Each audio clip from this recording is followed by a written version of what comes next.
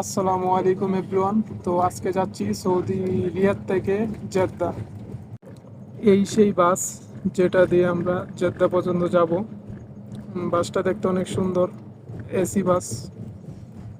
তো আমি জানালার পাশে বসে গেলাম। দেখেন আজকে সৌদি আরবে যাত্রাপথে কি কি আমরা দেখতে পাই। এই যে দেখতেছেন মরুভূমি, আর এই যে মরুভূমিতে অনেকগুলো উট।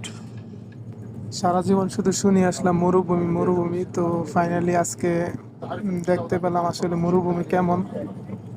মরুভূমির পাশাপাশি এই যে অনেক উঁচু উঁচু পাথরের পাহাড় দেখা যাইতেছে।